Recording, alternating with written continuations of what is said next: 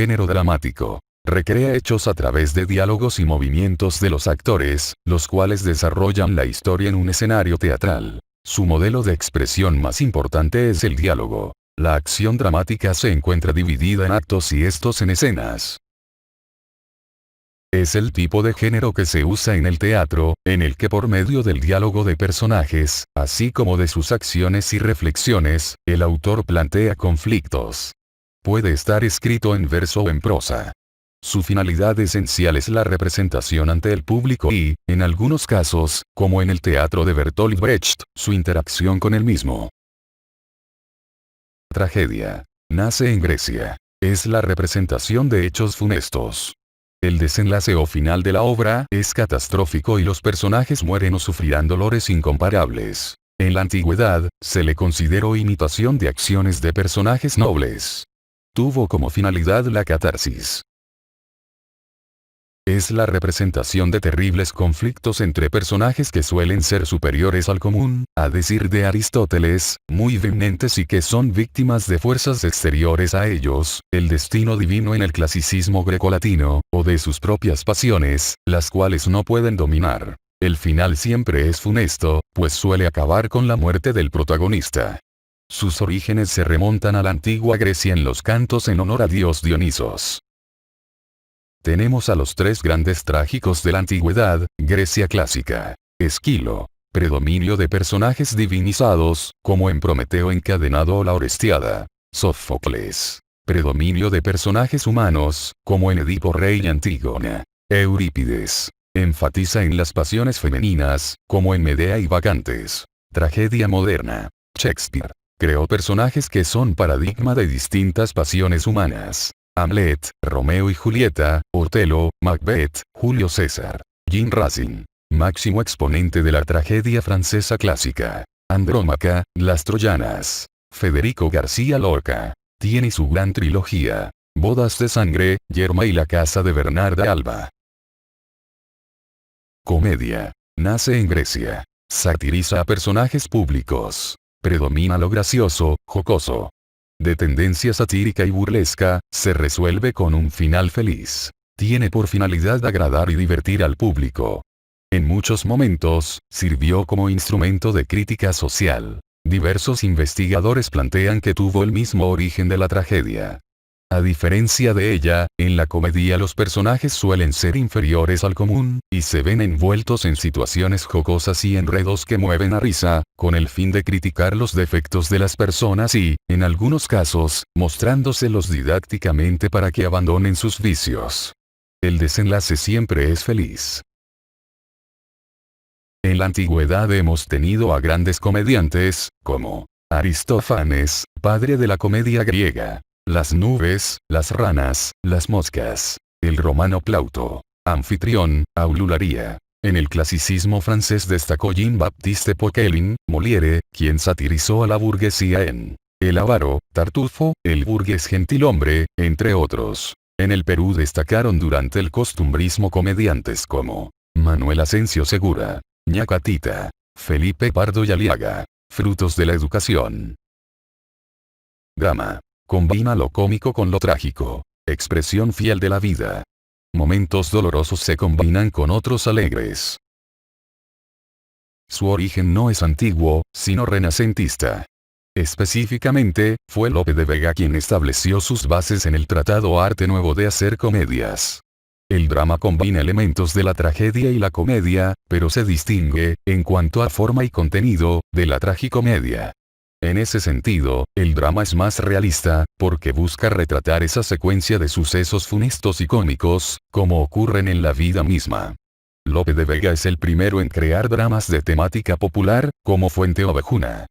Pedro Calderón de la Barca, máxima expresión del teatro barroco en España, destacó por sus dramas a capa y espada, así como por su drama filosófico La vida es sueño. El siglo XX ha sido testigo de verdaderos maestros del drama contemporáneo, que han mostrado la vida desgarradora, alienante y muchas veces absurda del hombre en sus más diferentes matices. El italiano Luigi Pirandello. 6 personajes en busca de autor. El alemán Bertolt Brecht. Madre Coraje, el señor Puntilla y su criado Mati. El estadounidense Eugene O'Neill. Deseo bajo los olmos. El rumano Eugene Ionesco. La cantante calva. Auto sacramental. Especie de carácter moral y religioso, vinculado a ceremonias religiosas. Obra teatral en un solo acto, a veces precedido de una loa, de carácter teológico, apoyada generalmente en la Eucaristía, y con finalidad didáctica. La construcción de personajes y trama es alegórico-simbólica. Sus antecedentes los encontramos en los autos de fe medievales, escenificados en los atrios de las iglesias y con una clara intención teológico-moral. Sus orígenes pueden estar en los autos de Juan de la Encina o de Gil Vicente. La historia de Deus es un verdadero auto. La máxima expresión en esta especie la encontramos en la obra de Pedro Calderón de la Barca con el Gran Teatro del Mundo. Sainete.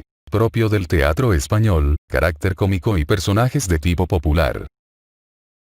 Especie teatral de origen hispano y que está muy cerca del entremés, hasta el punto de que no es muy fácil diferenciarlos. Es, por lo general, una obra jocosa en un acto sobre costumbres populares españolas, que se representaba normalmente como intermedio de una función o al final. También podía ser representada como obra independiente, y en este caso incluía varios actos. Los más famosos saineteros andaluces fueron los hermanos Serafín y Joaquín Álvarez Quintero. El Patio, La Reja, El Genio Alegre, entre otros. Entremés. Breve, generalmente cómica, de tipo y ambiente popular. Obra dramática de corta duración y estilo risueño que se intercala en obras de mayor duración, entre acto y acto. Se usaba para que los actores tuvieran tiempo de cambiar sus vestuarios. En ese sentido, es una especie menor. Lope de Rueda. Tres Pasos de la Pasión. Miguel de Cervantes Saavedra. El Retablo de las Maravillas, El Viejo Celoso. Otros géneros. Además de los géneros clásicos, épica, lírica y dramática, y moderno, narrativa, en la antigüedad se hablaba de otros géneros, los cuales han presentado una evolución y ciertas particularidades que no siempre han estado alineadas con las nociones de ficción y trabajo artístico propias de la literatura en la actualidad. Así, la tradición grecolatina, al hablar de géneros, no estrictamente literarios. Recuérdese que este término aún no existía, incluía campos del conocimiento como la historia, la oratoria, la didáctica, entre otros. El Renacimiento trajo consigo el ensayo, y ya en la actualidad hay textos híbridos como la crónica, que relativiza el límite entre lo literario y lo periodístico, a partir del punto de vista que se adopte. Y es que los géneros literarios, así como han solucionado muchos problemas en el quehacer literario, han traído otros nuevos. Reflexionemos brevemente sobre la didáctica y la ensayística. Discursos como la historia y la oratoria, por obvias razones, ya no pueden ser incluidos en lo literario. El género didáctico. El término didáctico está más ligado en la actualidad a la pedagogía, como ciencia que se ocupa de la educación y la enseñanza, que a la literatura. Sin embargo, una importante función que cumple la literatura es la didáctica, es decir, la del ser instrumento de enseñanza para las personas. Así lo entendieron los antiguos, por eso, a lo largo de la historia, podemos aludir a obras que buscaron ser objeto de la educación para los hombres de su tiempo.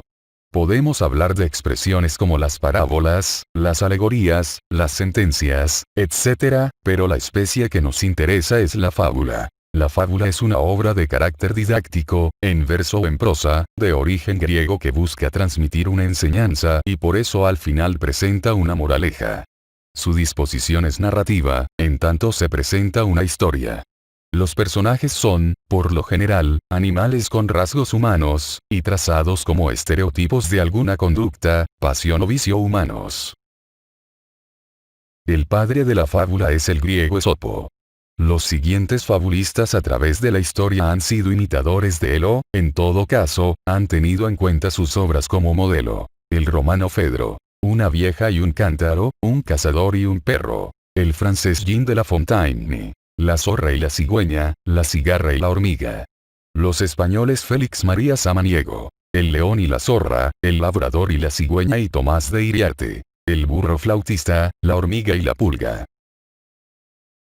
El ensayo. La palabra ensayo, la cual deriva del latín tardío exagium, acto de pensar algo, se emplea, a partir de los célebres essays del francés Michel de Montaigne, 1533-1592, para significar una modalidad literaria en prosa, una especie de tipo argumentativo, que trata de un determinado tema sin agotar, lo que reúne artículos de muy distinta índole, donde el autor juzga o enjuicia un tema social, político, cultural. En Inglaterra, el primer gran ensayista fue Francis Bacon, Essays, 1597, aun cuando su estilo, más bien de tono elevado y austero, y su temática, de la ambición, de la verdad, etc., tienen escasa relación con la obra de Michel de Montaigne, al cual conocía y valoraba.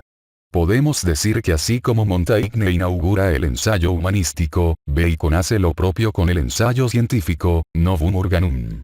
El ensayo no pertenece exclusivamente al campo de la literatura, sino que depende más bien del tema del que se trate. En ese sentido, podemos hablar de ensayos filosóficos, científicos, periodísticos, etc. El ensayo literario es aquel en el que se reflexiona sobre algún tema literario, o dicho de otra manera, es un discurso metaliterario. En español tenemos importantes ensayistas, algunos de ellos con una prosa tan bella que su texto ha colindado con el arte. Incluso hay ensayistas que también han sido poetas. Alfonso Reyes. La experiencia literaria. José Carlos Mariátegui. El artista y su época. Octavio Paz. El arco y la lira. Jorge Luis Borges. 9 ensayos dantescos.